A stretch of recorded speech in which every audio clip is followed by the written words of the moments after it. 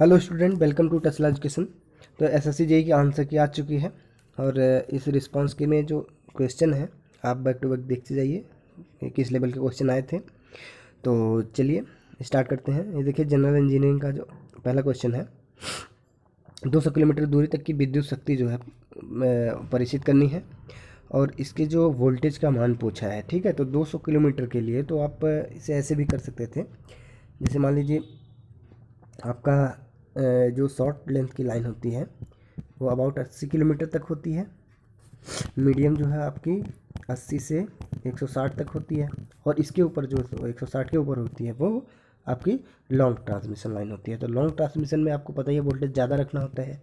तो इसमें देखिए ये सब लो है, लेकिन ये 132 के जो है सबसे ज़्यादा यही है इसमें, तो यही हमारा करेक्ट हो जाएगा। ठीक है, और अगला क्वेश्चन देखते हैं। The decrease in the value of power plant electrical equipment and building due to construction use is known as. ठीक है, तो ये जो आपका डिप्रिसिएशन कॉस्ट होती है इसके बारे में पूछा था। तो और यहाँ से कई बार ऐसे भी पूछ देता है कि डिप्रिसिएशन कॉस्ट जो होती है हमेशा पॉजिटिव होती है या निगेटिव होती है। ठीक है, तो आप जानते रहिए ये पॉजिटिव और निगेटिव दोनों हो सकती है। ठीक है, तो बढ़ते हैं क्वेश्चन नंबर 3 की तरफ। एक इंडक्शन मोटर का पूर्ण भार और 50 हर्ट्ज की विद्युत आपूर्ति पर 950 आरपीएम पर चलना अपेक्षित है। इंडक्शन मोटर में ध्रुवों की संख्या कितनी हो सकती है। ठीक है, तो पी की वैल्यू पूछा है, तो आपको पता है यहाँ से ये वाला formula N is equal to 120 into frequency आपकी कितनी है 50 अपन पी। तो पी को इधर लाइए, एन को इधर ले आइए, तो आप यहाँ लिख दीजिए आप 950 इसे डिवाइड कर दीजिए आप। ठीक है, तो 950 से जीरो कैंसिल कर दीजिए 5, ये हो गया आपका 19 और 19 से इसे डिवाइड करेंगे तो कितना आ जाएगा। ठीक है, ये फार्मूला यूज़ होगा तो 6 पोल के आसपास आ जाएगा।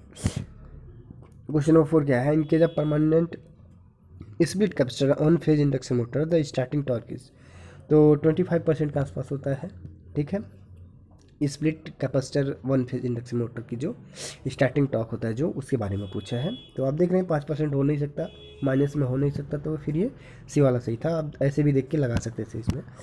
और ये देखिए आपको जो है इसके बारे में पूछ दिया है एफ के बारे में, तो जंक्शन फील्ड इफेक्ट ट्रांजिस्टर। तो आपको इसमें देखिए एरो देख के बता देना था, सीधे सीधे एरो देखिए अंदर की तरफ है तो एन चैनल हो गया, ये एरो अगर यही बाहर की तरफ होती है ऐसे तो ये पी चैनल हो जाता है। ठीक है, आगे बढ़ते हैं। क्वेश्चन 6 क्या है। मान लें कि एक 3 फेज 4 वायर वितरण प्रणाली का फेज वोल्टेज भी है, तो प्रणाली का लाइन वोल्टेज कितना होगा। तो लाइन वोल्टेज आपको पता ही है 3 फेज 4 वायर है, यानी कि ये स्टार कनेक्शन है। स्टार में क्या होता है आपका जो वी एल होता है √3 वी होता है। ठीक है, बस ये हो गया, तो ये आपका सही होगा। इसी हिसाब से छोटे छोटे क्वेश्चन पूछे गए थे। लास्ट में अभी बीच में आप देखेंगे कुछ बड़े क्वेश्चन भी पूछे हैं। ए 4 pole 3 phase induction motor motor operates from A supply of 50 hertz, what is the frequency of the rotor current with slip 0.06। ठीक है, तो अब देखिए ये वाला फार्मूला लगा देना था आपका, ये एफ आर यानी रोटर फ्रीक्वेंसी ये होती है आपकी स्लिप इंटू आपकी जो सप्लाई फ्रीक्वेंसी यानी 50। तो एस की वैल्यू यहाँ पे रख दीजिए 0.06, तो जीरो से इधर आ जाएगा 6×5 30, तो 30 एक पॉइंट यहाँ जीरो रहेगा ही, तो 3 हर्ट्ज ये सही हो जाएगा। इस हिसाब से ऐसे ऐसे क्वेश्चन आए थे। Damper winding are used in synchronous machine to provide, तो डैम्पर वाइंडिंग क्या होती है, स्टार्टिंग टॉर्क जो है प्रोवाइड कराती है। 9 के एक डीसी शंट कंपाउंड जनरेटर संबंध में निम्न विनिर्देश हैं। आप देख लीजिए रजिस्टेंस, आर्मेचर रेजिस्टेंस दिया है, फील्ड का रेजिस्टेंस दे दिया है, आपसे ईएमएफ पूछा है, जनरेटेड ईएमएफ। तो ऐसे क्वेश्चन जहाँ भी देखिए हमें पहले क्या करना होता है, हमें पहले जो फील्ड करंट निकालनी होती है। और क्योंकि देखिए सन टाइप है, ठीक है, ये आपकी संट वाइंडिंग होती है, ये आपकी जो है सीरीज होगी। ठीक है, तो सन कंपाउंड है, तो यहाँ पे लोड करंट आएगी। अब यहाँ पे जो IL है लोड करंट ये तो अलग हो गई, यहाँ पे जो फील्ड करंट आएगी वो अलग हो जाएगी। तो हमें अगर यहाँ पे वोल्टेज ये जनरेटेड निकालना है तो टोटल करंट इंटू जो यहाँ पे रेजिस्टेंस होगा आर्मेचर का, तो पहले फील्ड करंट इंपॉर्टेंट हो जाती है, क्योंकि संट है यहाँ से इस वोल्टेज से जो है इससे डिवाइड कर देना होता है। तो वोल्टेज आपका कितना दे रखा है 220, और आपका संट रेजिस्टेंस कितना दे रखा है 200 ओम। ठीक है, 200 ओम से करेंगे तो 2.2 आ जाएगा। अब इसमें ऐड कर लीजिए 30 एम्पेयर में, तो 30 32 32.2, ठीक है, 32.2 एम्पियर कहा गया। अब यहाँ पे इससे मल्टीप्लाई कर लीजिए R से 0.05 से, ठीक है, जो आएगा उस वोल्टेज को आप ऐड कर देंगे 220 में, ठीक है। तो 232 का 12 वोल्ट के आसपास बढ़ जाएगा। इसका ड्रॉप जो 12 वोल्ट यहाँ हो जा रहा है वही ऐड कर देंगे तो जनरेटेड आ जाएगा।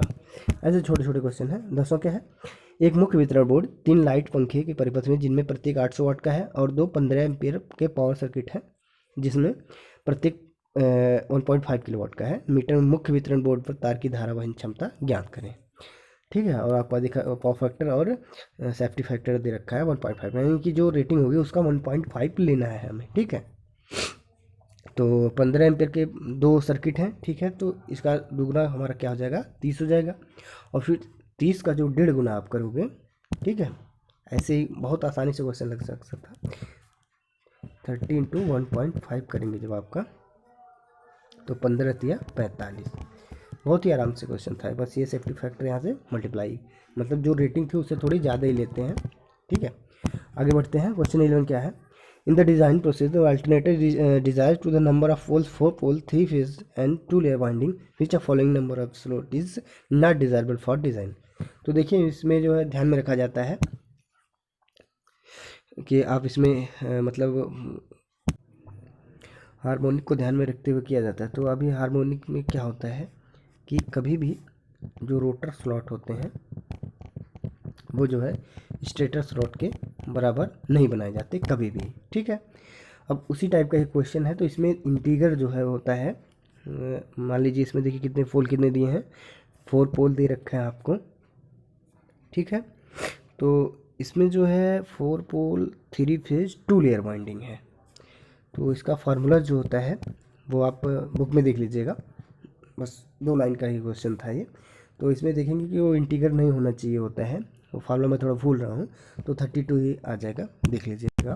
क्वेश्चन 12 क्या कर रहा है, if R1 is the resistance of conductor T1 and R0 at T0 and the coefficient of resistance T0 is α0, the relation between the quantities are. तो ये आप देखिए टेम्परेचर कोफिशिएंट वाला फार्मूला वो छोटा सा RT is equal to R0 plus α0T वाला है।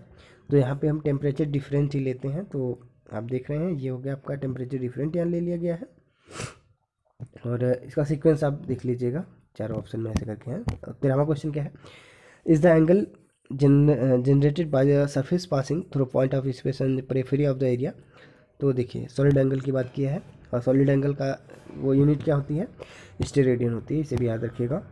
और the diversity factor between transformer for residential lighting is, ठीक है। तो ये आपका देखो सब रटने वाले क्वेश्चन थे, वहाँ पे आप यूथ में दे रखा है ये सब, जो भी यूथ पढ़ के गए रहे होंगे स्कोर सही किए होंगे। और 15वां क्वेश्चन क्या है, a device store 500 joule energy and release the energy of from the electric current of 40 ampere which of the duration of 15 millisecond, find the average voltage across the terminal of device. तो energy जो है V equal to W/Q, और Q बराबर IT वाला formula लगाइएगा, निकल के आ जाएगा, काफ़ी छोटा क्वेश्चन। और 16वां क्या कह रहा है, 60 वाट 40 वाट एंड 100 वाट पावर रेटिंग जो है आपकी 3 लैंप है और 120 वोल्ट की सप्लाई से जो है वो सप्लाई उन्हें दी जाती है। तो कुल प्रतिरोध और धारा की गणना करनी है। तो देखिए प्रतिरोध क्या है, ये जो है तीनों जो है समांतर में है, तो सारे प्रतिरोध समांतर में हो जाएंगे। और इन्हें लिखाने का तरीका ये होता है, R जो आपका होता है वो क्या हो जाता है V²/P। पहले की रेटिंग क्या है 60 वाट, तो ये R1 हो जाएगा। R2 क्या हो जाएगा V²/100, और तीसरा हो जाएगा V²/40, ठीक है। तीनों का निकाल लीजिएगा और तीनों को ऐड कर दीजिएगा, समांतर में तो 1/R1 1/R2 करके अपना तो जानते ही आप लोग, बस वही करना था।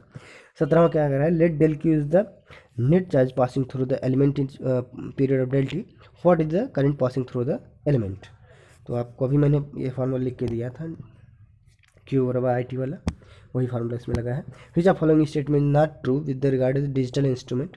तो greater accuracy, better resolution, easy reliability, manual setting of polarity and zeroing is required, ठीक है। तो ये इसमें जो है ऐसी कोई बात नहीं होती है, मैन पावर की ज़रूरत ही नहीं होती है, सब डिजिटल होता है इसमें। बहुत ही छोटा क्वेश्चन, आगे बढ़ते हैं। A modern coal fired thermal power station consumed about of its power for supplying the auxiliaries। ठीक है, तो auxiliary के लिए क्या होता है, 5 से आपका 10% तक auxiliary लॉसेज होती हैं, या auxiliary जो उसके मतलब है आपके जो पंखे वगैरह लगे थे कूलिंग के लिए, ठीक है, उन सब में जो पावर वेस्ट होती है उसकी बात किया है। आगे बढ़ते हैं, क्वेश्चन नंबर 10।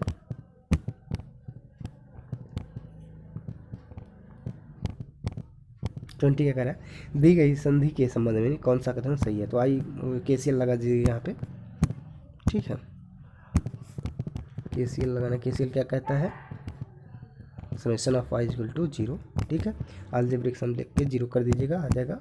और ये देखिए लोड कर्व दे दिया आपको, एवरेज लोड की गणना करनी है इसमें, तो इसका एरिया निकाल लीजिएगा टोटल, ठीक है, ये एरिया निकालिएगा आप। एरिया निकालने का इसमें वो नहीं है कि एक ही साथ सबको निकाल दो, आपको ऐसे करना है, एक बार इतना एरिया निकालेंगे, फिर ये एरिया, फिर ए एरिया, फिर ये, ठीक है, ये एरिया निकाल लेंगे। अब सबको फिर बाद में ये पूरे टाइम से डिवाइड करेंगे, तो 50 मेगावाट के आसपास निकल के आ जाएगा।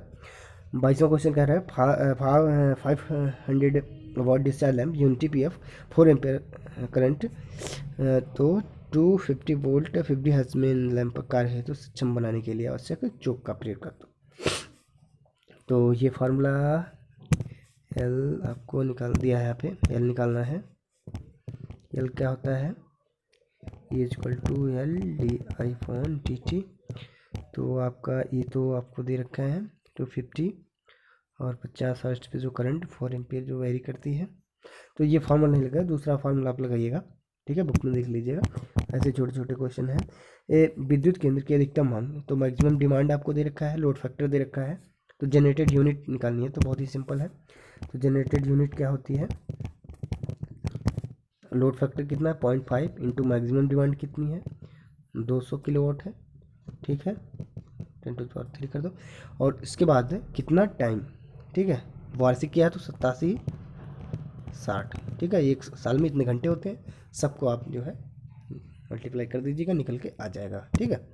मेगावाट में दिया है तो 3 पावर जो ऐड हो जाएंगी 6 हो जाएगी, तो मेगावाट में हो जाएगा।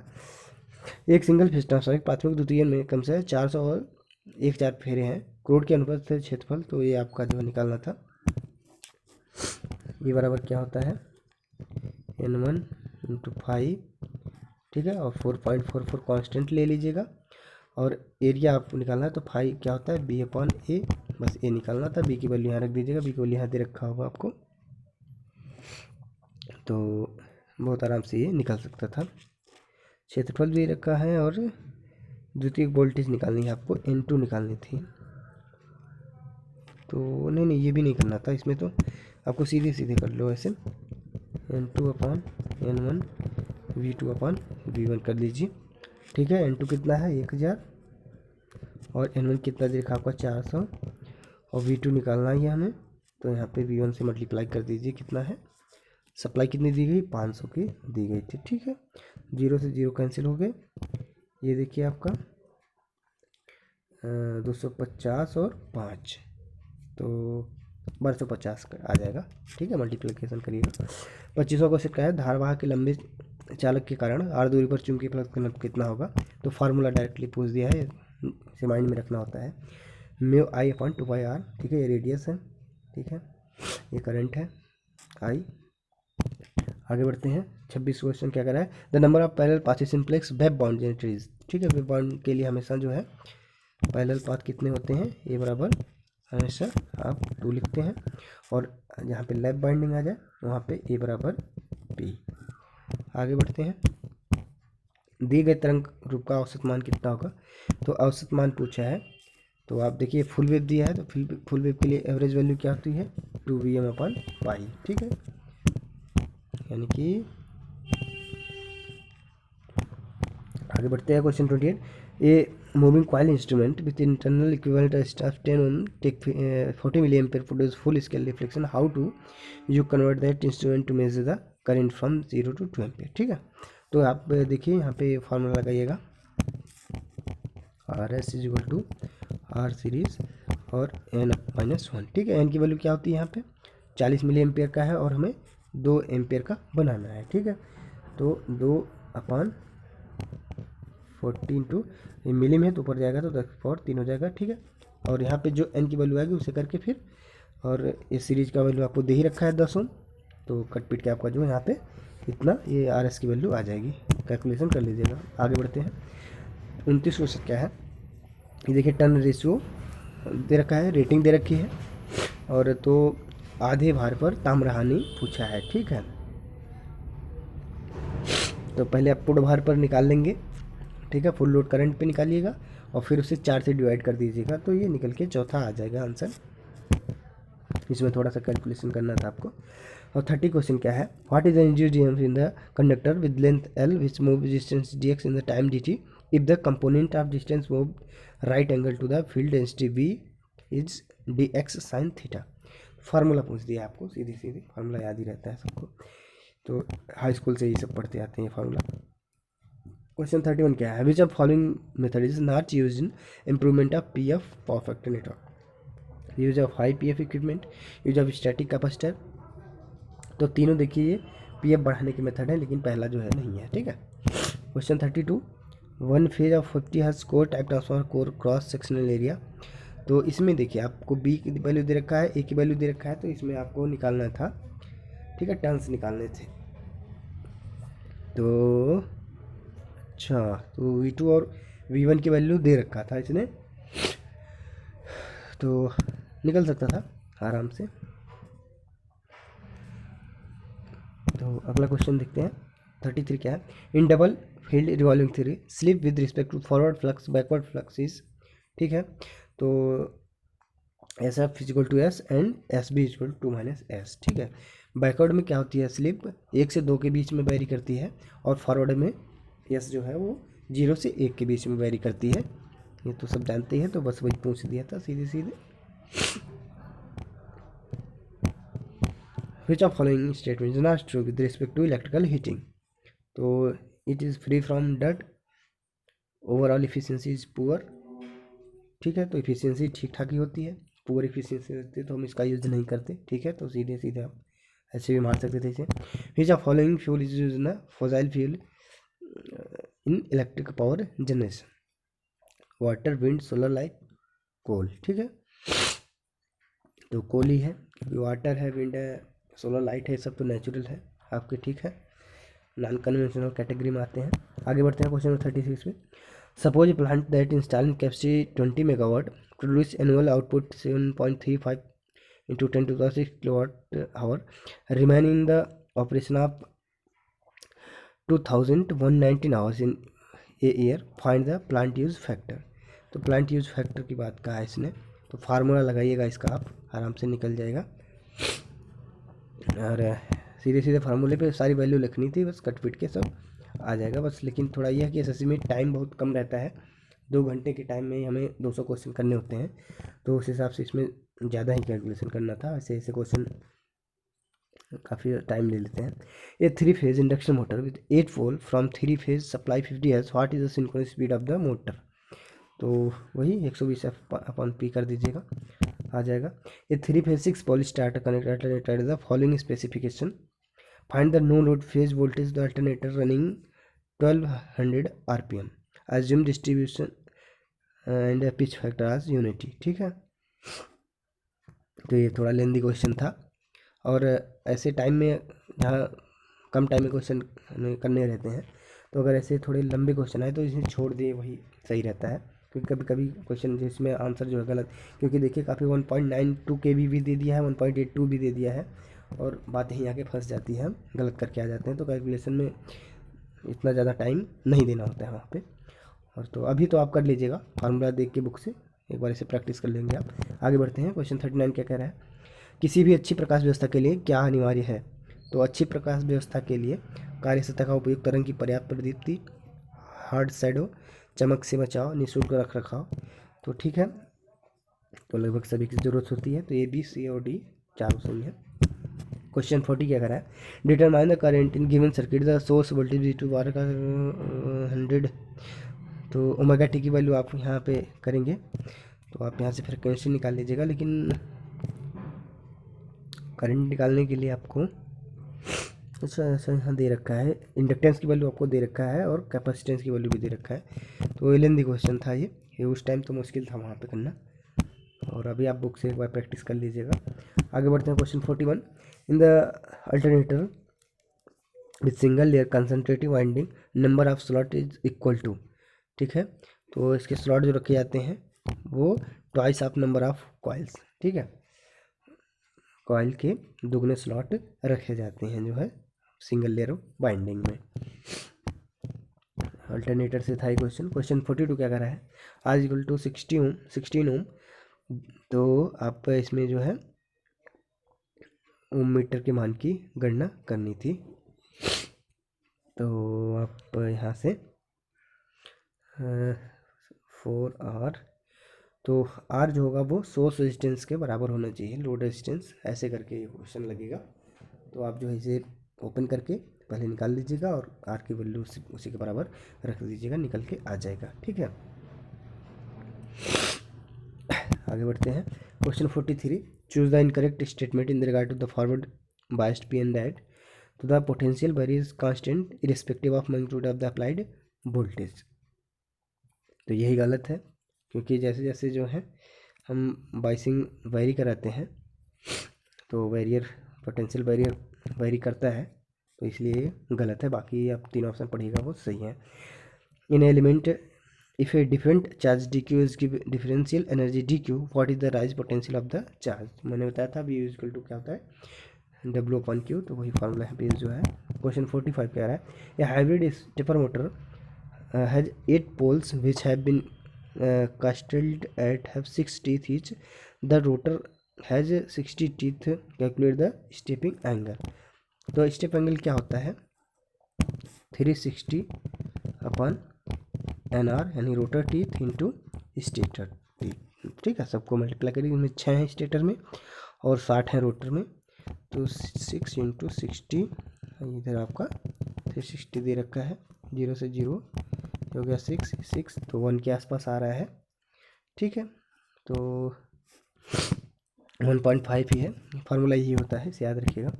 46 क्या कह रहा है, an electric motor operating 220 volt supply current 8 ampere, the motor has efficiency 80%, find the output of motor, ठीक है। तो क्या करना था, इफिशियंसी क्या होती है, आउटपुट अपॉन इनपुट होती है। तो यहाँ पे रख दीजिएगा 0.8 और आपको आउटपुट निकालना ही है। इनपुट कितना है 20 इंटू 8, ठीक है, 220 इंटू 8 कर दीजिएगा। यहाँ पे मल्टीप्लिकेशन 0.8 का करिएगा तो आ जाएगा, ठीक है। आगे बढ़ते हैं 47 क्या है, कुल धारा का मान 2.25 एम्पियर है, तो दी गई प्रत्येक शाखा में धारा की गणना करिए, इसमें और इसमें, ठीक है। तो यहाँ पे आप देख रहे हैं कि 10/2.25 करेंगे, ठीक है। तो इक्विवेलेंट रेजिस्टेंस निकल के आ जाएगा, और फिर इक्विवेलेंट रेजिस्टेंस जो निकल के आएगा, ठीक है, उसके बराबर में इन दोनों को ऐड करके निकालेंगे तो आसानी से आ जाएगा। जैसे क्या होता है, जेड हमारा इम्पीडेंस निकल जाएगा ना, यहाँ से 10 वोल्ट आपका सप्लाई दिया है, करंट दे दिया है 2.25, तो आपको यहाँ मिल जाएगा 0 कर लीजिए, ठीक है। तो ये 25/9 4, तो आपको हो जाएगा 40/9, ठीक है, 40/9 हो गया। अब इतना हो गया, इन्हें जोड़ के पैरेलल में करके इक्विवेलेंट करेंगे जब, तो इतना आ रहा है, तो आर की वैल्यू यहाँ से निकाल लीजिएगा, ठीक है। आर की वैल्यू निकालने के बाद रख दीजिएगा, चुपचाप यहाँ से आंसर आ जाएगा। आगे बढ़ते हैं question 40। Jeff it is gate source voltage आपको 0 दे रखा है, ड्रेन सोर्स वोल्टेज 0 है, तो आपको इसमें से सही कथन का चयन करना है। तो क्या है, आईडी अधिकतम मान का आधा है, पीएन जंक्शन के चारों अवच्छा पोर्ट क्षेत्र की मोटाई जो है समान नहीं है, तो इन सब की हम ऐसे कैसे अनुमान लगा सकते हैं, लेकिन एक पीएन जंक्शन की चारों ओर अवच्छा मोटाई समान और सममित है, ये जो है आपका सही दिख रहा है। बाकी इन सब का हम अनुमान ऐसे नहीं लगा सकते, तो ये क्वेश्चन ऐसे आप कर सकते थे। क्वेश्चन 49 क्या है, सैडेड पोल इंडक्शन मोटर यूजुअली, ठीक है, तो इफिशियंसी इसकी 30 से 35% ही होती है, ठीक है, तो इसलिए लो इफिशियंसी लगा सकते हैं, और इसकी रेटिंग भी 1/20 या हाफ के HP के बराबर ही होती है, बहुत कम रेटिंग के बनाए जाते हैं। 50 क्या कर रहा है, the state of split phase induction motor two winding, the main binding of the auxiliary binding, how are the binding displaced in the space electric degrees. तो आपको पता है 90 डिग्री पे हो रहती हैं दोनों बाइंडिंग। छोटा क्वेश्चन था ये भी। क्वेश्चन 51 क्या कह रहा है, AC source is apply to pure inductive circuit. तो आपको पूछा है active power consume by the circuit. तो क्योंकि इंडक्टर कभी भी कोई पावर कंज्यूम नहीं करता, इसलिए यहाँ पे 0 हो जाएगा, पहला सही।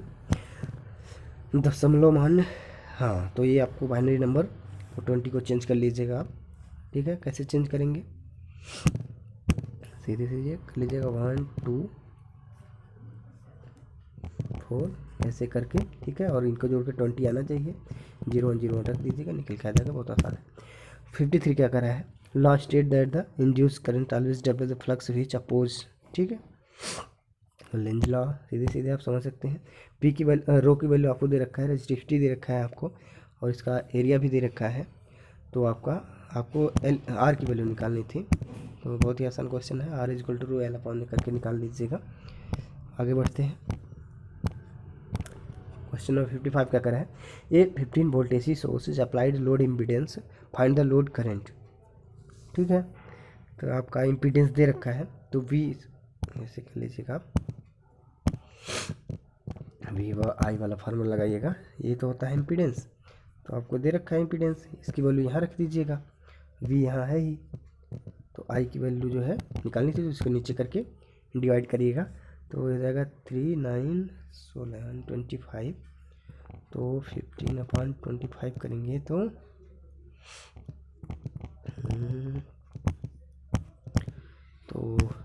कटपीट के मतलब ये आ जाएगा, आप निकाल लीजिएगा, आराम से निकल जाएगा ये। क्वेश्चन नंबर 56 क्या कर रहा है, wire of length 50 centimetre move right angle to length of 50 metre per second, uniform magnetic field density, find the EMF induced in the conductor in direction of motion at 30 degree. तो sine 30 रख दीजिएगा, ई बराबर IL भी sine theta वाला formula रखिएगा, निकल के आ जाएगा। 57 क्या करा है, which are following is the considered overhead underground electrical power transmission distribution system. Option पढ़िएगा, ऑप्शन से ही सब क्लियर है, छोटे क्वेश्चन है ये। In case of 2 layer winding stator alternator is slot stator contain 2 coil sides. अभी इससे पहले मैंने आपको बताया था, ये क्वेश्चन ऐसा ही था, सेम वही क्वेश्चन है। और 59 क्या करें कि विद्युत केंद्र की जो मैक्सिमम डिमांड है ये आपको दे रखी है, लोड फैक्टर दे रखा है, तो और कैपेसिटी फैक्टर भी दे रखा है, रिजर्व कैपेसिटी ज्ञात करना है, ठीक है। तो पहले जनरेटेड यूनिट निकालेंगे, फिर मैक्सिमम डिमांड से उसे माइनस करेंगे, ठीक है। तो जो बचेगा वही रिजर्व कैपेसिटी आएगी, फार्मूला बुक में देख लीजिएगा, बहुत ही आसान क्वेश्चन था। If the net copper losses full load of one phase transformer is P, ठीक है, what will be the copper loss of the same transformer 25% of full load, ठीक है। तो 1/4 की बात कर दिया यहाँ पे, तो 16 से डिवाइड कर देना होता है, क्योंकि 1/4 का स्क्वायर करेंगे तो 1/16 आ जाएगा। 61 क्या कर रहा है, which are following not true with respect to the short pitch coil in alternator, they produce high distortion harmonics. इसे ही रिड्यूस करने के लिए हम इसका यूज़ करते हैं, तो भाई हाई कैसे प्रोड्यूस कर सकता है, इसलिए ये गलत हो गया। अगला देखते हैं 62, VT is equal to VM cos omega t is applied to half wave rectifier, what is the RMS value of output wave। तो देखिए हाफ वेव का VM 1/2 हो जाता है, तो इसी वाला ऑप्शन है। In case of capacitor start capacitor run phase induction motor, 2 capacitor are use, a capacitor with value of requirement हार, ठीक है। तो इसमें दोनों कैपेसिटर अलग अलग रेटिंग के यूज़ होते हैं, ठीक है। और जो स्टार्टिंग वाला होता है उसकी रेटिंग जो है परमानेंट वाले से ज़्यादा होती है, बस वही तो कर देना था, लगभग 5 टाइम ज़्यादा होती है, फिर 5 टाइम्स। 64 क्या कर है, 2 coupled coil L1 L2 have a coefficient of coupling 0.8, find the maximum value of the induced EMF in coil 2 current I, ठीक है। तो LdI/dt वाला फॉर्मूला लगाइएगा, निकल जाएगा, ठीक है। और ये इक्विवेलेंट का पहले इंडक्टेंस निकाल लीजिएगा, तब करिएगा, नहीं तो आंसर गलत आएगा। दी गए नेटवर्क में धाराओं का मान ज्ञात कीजिए, तो इसमें करंट का मान निकालना है, सीधे से नोड एनालिसिस कर दीजिएगा, ठीक है। नोडल एनालिसिस इसमें जल्दी निकाल देगा आपका आंसर, या फिर पहले बैक टू बैक करिएगा उससे जो सुपर पोजिशन से। क्वेश्चन 66 क्या कर रहा है, VT/IT करस्पॉन्डिंग टू, तो ये कंट्रोल सिस्टम से था क्वेश्चन। तो एनर्जी कंज्यूम VI होता है, तो आप सीधे सीधे भी कर सकते थे। Question 67, what is the EMF generated for path in P pole simplex lap bound generator. तो फार्मूला पूछा 5ZnP/16A होता है। तो आप इसमें देख सकते हैं कि लैप बाउंड है तो A बराबर P, तो A और P कैंसिल आउट हो जाएंगे, तो इतना ही बचेगा। 68 क्या कह रहा है, प्लांट कैपेसिटी डिफाइन है। तो प्लांट की capacity the ratio of average demand to the plant capacity factor. ठीक है, तो प्लांट कैपेसिटी फैक्टर का फार्मूला बेसिकली पूछा था ये। और प्लांट कैपेसिटी फैक्टर क्या होता है आपका, आपका जो रेशियो होता है average demand to the plant capacity. और यहाँ पे यूटिलाइजेशन का पूछा तो मैक्सिमम डिमांड ऊपर हो जाता, नीचे जो है वही प्लांट कैपेसिटी होती। दोनों फार्मूले सेम होते हैं, कोरिलेट करके आप याद कर सकते हैं। 69 क्या कर रहा है, addition of a small percent of silicon 3% iron will increase the permeability, increase हो जाएगी। ठीक है, बाय द, लेकिन यहाँ पे बात क्या कर रहा है, ऑप्शन देखिए आप, यहाँ पर रेजिस्टिविटी, तो रेजिस्टिविटी भी बढ़ जाती है, क्योंकि कभी भी कितना भी कोई प्योर कंडक्टर क्यों ना हो, उसमें अगर अदर एलिमेंट मिलाओगे आप, चाहे मेटल हो या नॉन मेटल, तो वो रेजिस्टिविटी उसकी बढ़ेगी ही बढ़ेगी। और आपका ईडी करंट लॉस जो है घट जाएगी। जब आर की वैल्यू बढ़ेगी तो भाई लॉसेस, ईडी करंट लॉसेस घटेगी, क्योंकि करंट उसमें ज़्यादा नहीं फ्लो हो पाएगी। क्वेश्चन 70 क्या करा है, 1200 RPM पर चल रहे एक 6 ध्रुवीय प्रत्यावर्ती यानी 6 वोल्ट अल्टरनेटर हुए EMF की फ्रिक्वेंसी क्या होगी। ठीक है, तो n बराबर 120/P, सीधे सीधे। The ratio of RMS value to the average value, तो ये आपका फॉर्म फैक्टर होता है, और साइनसोइडल के लिए 1.11 होता है। 72 क्या कर रहा है, how is the most economical voltage select in the transmission in a particular requirement. तो केल्विन्स लॉ के जो है मोस्ट इकोनॉमिकल कंडक्टर की जो है रेटिंग ज्ञात की जा सकती है। ये आपको पावर सिस्टम का क्वेश्चन था। निम्न में किस राशि का SI मात्रक न्यूटन है, काफ़ी छोटा क्वेश्चन। 74 क्या कर रहा है, peak inverse voltage without damage is the maximum reverse voltage can be apply to the PN junction. तो छोटा सा क्वेश्चन था ये। Power factor of a circuit is installed in refineries, तो ratio of power consume circuit. ठीक है, ऐसे ही पूछा है ये।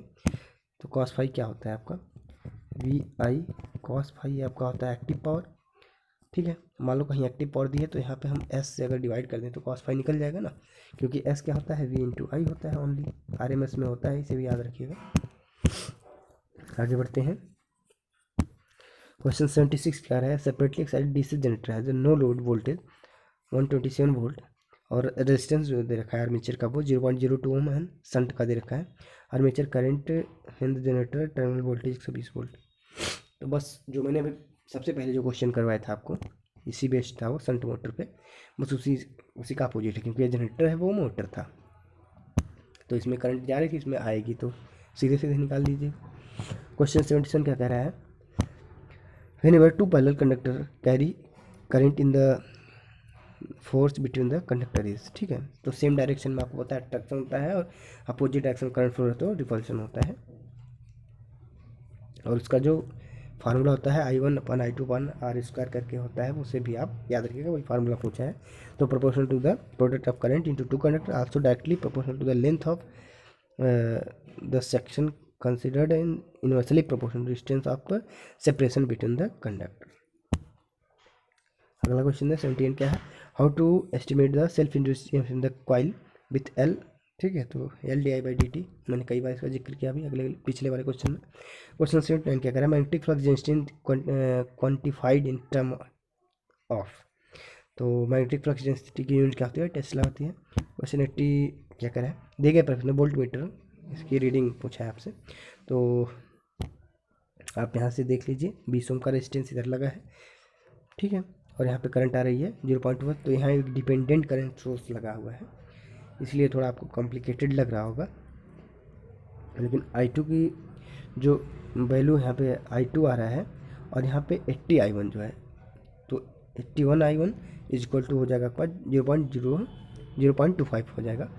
ठीक है, और यही लगा के आप कर दीजिएगा कैलकुलेशन, थोड़ा लेंदी लग रहा है, करिएगा, आ जाएगा। क्वेश्चन 81 क्या कह रहा है, light is a form electromagnetic energy. ठीक है, छोटा क्वेश्चन, आगे बढ़ते हैं। 82 दिए गए तरंग रूप का औसत मान, तो एवरेज मान निकालने के लिए होता है कि एरिया निकालना पड़ता है। और शायद रिपीटेड क्वेश्चन है, पावर ग्रिड में शायद पूछा गया था किसी एग्जाम में, ये क्वेश्चन एक बार पूछा गया था, सेम वही क्वेश्चन यहाँ पे देखिए आ गया था। तो यहाँ पे देखिए पाई माइनस एल्फा जो टाइम आपका है, और उसके बाद जो है पीक वैल्यू अपान जो उसके बीच का जो आपका स्पैन है, टाइम स्पैन। छोटा सा क्वेश्चन था। 83 क्या है, 120 वोल्ट 50 स्रोत पर स्थापित एक परिपथ की प्रतिबाधा बाहर से कोई प्रवाह होने वाली धारा ज्ञात कीजिए। ठीक है, तो आपका वोल्टेज दे रखा था, प्रतिबाधा दे रखा था, करंट पूछा था। तो करंट देखिए सीधे सीधे ऐसे निकल जाती है आपकी। इसे आप पहले पोलर फॉर्म में कन्वर्ट करके सीधे सीधे एक कॉम्प्लेक्स उसमें निकालिएगा एंगल और मैग्नीट्यूड के टर्म में, और उससे इसे डिवाइड करिएगा 120 को, तो सीधे सीधे आपकी आर की वैल्यू निकल जाएगी, आई जो है आपकी जो रियल आई है वो निकल जाएगी, और जो आपकी जो इधर इमेजिनरी है वो टर्म पर ध्यान मत दीजिएगा, क्योंकि बट 2.4 आ गया तो ये दो ऑप्शन खत्म हो गए। और इन पे जो है आप सीधे सीधे देख रहे हैं कि प्लस माइनस का फ़र्क है, तो यहाँ पे प्लस है तो आई में माइनस ही आएगा, ये तो क्योंकि कंजुगेट लेते हैं हमेशा पावर की कंडीशन में, आपको पता ही होगा ये सब। 84 क्या कर रहा है, let R1 the resistance of each conductor DC1 two wire mid point at the transmission system, what is the copper loss in the system transmitted power P। तो ये फार्मूला पूछा है, ये वहाँ पे आप जो है डायरेक्ट जो है यहाँ से वेरीफाई कर सकते थे एग्जाम टाइम में भी, बहुत कम टाइम लगता है, छोटा सा फार्मूला है। 85 कह रहे हैं, सिंगल सिंक्रोनस मोटर में मोटर पर भार में वृद्धि करने पर घूर्णक में उत्तरोत्तर गति में कमी आती है, गति तो कांस्टेंट रहती है, तो गलत है। कुछ कोण तक फेज में गिरावट आती है, लेकिन तब यह तुल्यकालिक रूप से चलता रहता है, बिल्कुल ठीक है, क्योंकि जब सिंक्रोनिज्म ब्रेक होगा तो मोटर बिल्कुल रुक जाएगी। ठीक है, यानी कि एक ही गति पे चलती रहती है। 86 क्या कर रहा है, in single phase inverter motor the operated with AC source the torque of the motor during negative half cycle is input current to follow the same pattern of the torque caused by the positive half cycle in the input current। छोटा सा question था। 87 क्या कर रहा है, the ratio of peak value of wave to RMS value define as the peak factor. ठीक है, अभी देखिए फॉर्म फैक्टर भी पूछा था, पीक फैक्टर भी पूछ दिया था एक ही एग्जाम में। क्वेश्चन 80 क्या कर रहा है, दिए गए नेटवर्क में I1 और V2 ज्ञात कीजिए। ठीक है, तो ये थोड़ा सा यहाँ पे आपको दिमाग लगाने वाले क्वेश्चन था, टाइम भी आपका कंज्यूम कर सकता था, क्योंकि उस टाइम में बिल्कुल भी टाइम इतना नहीं होता कि हम ये सब ऐसे लेंदी क्वेश्चन कर पाएँ। तो इसमें सबसे बड़ी बात ये रहती है कि अगर आप सारे क्वेश्चन कर चुके हो तब तो यहाँ पे टाइम लगाइए, नहीं तो फिर वहाँ पे गलत आने के चांसेस ज़्यादा रहते हैं। क्वेश्चन 89 क्या कर रहा है, the total quantity of light energy emitted per second from luminous body is define as, तो ल्यूमिनस फ्लक्स सीधे सीधे। और 90 क्या कर रहा है, whenever synchronous machine operate the normal condition, what is the relation between the rotor and frequency f in hertz। तो आप सीधे सीधे ये फार्मूला हम 2-3 बार बोल चुका हूँ, ऊपर वही फार्मूला आया है यहाँ पे। 91 क्या कर रहा है, a full wave rectifier use two diode the internal resistance of each diode assume to be consume 20 ohm the transformer RMS secondary voltage from center tap each in secondary is 50 volt, the load resistance is 980 ohm, find the mean load current। तो ये current की value पूछा था यहाँ पे, और आपको voltage दे रखा था। तो ट्रांसफार्मर का क्वेश्चन है, तो पहले आप यहाँ से जो है फुल वेव रेक्टिफायर है तो इसकी RMS वैल्यू निकाल लेंगे आप क्या होती है, उसके बाद जो है थोड़ा सा इसमें आपको टाइम लग सकता था। 92 क्या है, in order to increase the range of measuring voltage. ठीक है, तो मेजरिंग वोल्टेज में क्या क्या होता है, तो हाई रेजिस्टेंस जो है सीरीज में वोल्टमीटर के कनेक्ट किया जाता है जब वोल्टेज ज़्यादा मेजर करना हो, मल्टीप्लायर की बात किया है यहाँ पे, और सन टाइट किया जाता है मीटर में पैरेलल में, याद रखिएगा इसे। ये क्या है, horizontal input scope is EM sin omega T, vertical input that scope is EM sin omega T plus 30 degree, what is the Lissajous pattern in the CRO। तो लिसाजस पैटर्न में क्या होता है, देखिए प्लस 30 डिग्री की बात की है यहाँ पे, तो यहाँ पे आपको याद रखना होगा 80 पे, ठीक है, या फिर 0 पे आपका जो सर्कल बनता है वो उल्टे साइड बनता है, ये वाला, यानी कि ये वाला, और अभी उससे कम है तो 0 से 19 के बीच में ये बनता है। ये पैटर्न आपको एक बार याद करना होगा वहाँ से, इसमें कुछ करना नहीं होता है, एक बार आप चारों याद कर लीजिए, फिर आप कभी भी जो है किसी भी एग्जाम में गलत नहीं करेंगे। आगे बढ़ते हैं।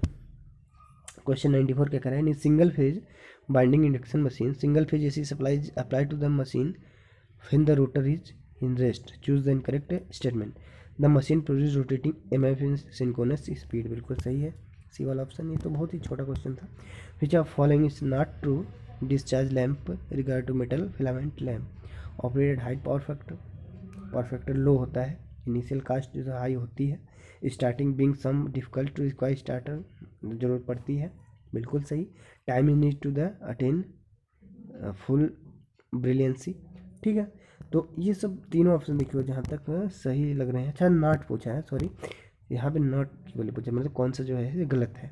तो पावर फैक्टर जो है इसका लो रहता है और यहाँ पे हाई दिया, इसलिए बी वाला गलत है। 96 क्या रहा, find the conductance of short circuit 100 volt which result in short circuit current of 500 ampere. तो आर निकाल लीजिएगा और 1/r करिएगा तो 5 आ जाएगा, आसान सा क्वेश्चन था। 97 क्या है, correct choose the incorrect statement in respect to the conventional source of electrical energy generation, overall conversion efficiency is very good, maintenance cost है हाई, मतलब क्या क्या होना चाहिए। तो भाई ओवरऑल एफिशिएंसी जितना ज़्यादा उतना अच्छा है, मेंटेनेंस कॉस्ट कम ही कम रखी जाती है, toxic hazardous fumes and residual pollute environment, तो ये सब नहीं करना चाहिए। तो ये पहला ऑप्शन यहाँ पे सही हो जाएगा, छोटा सा क्वेश्चन था ये। तो अगला क्या है, indicating instrument that control torque produce by the spring, तो कंट्रोल टॉर्क के बारे में पूछा है, तो छोटी सी बात है ये। आगे है विच current which circuit will not always produce any transient, तो आप पता है प्योर रेजिस्टिव सर्किट, क्योंकि उसमें कोई स्टोरिंग एलिमेंट नहीं है, तो वो आपका इसमें ट्रांजिएंट बिहेवियर नहीं रहेगा उसमें। What is the following type of watt hour meter is use in only AC circuit, तो इंडक्शन टाइप जो वाट मीटर होता है वो एसी सर्किट में ही यूज होता है। और 100 क्वेश्चन यहाँ पे आप देखिए कंप्लीट हो चुके हैं। बस यही था हमारा पेपर। आप बैठ करके एक बार फिर से अपना जो भी क्वेश्चन लगाना चाहें आप करके देख लीजिए आप। Thank you.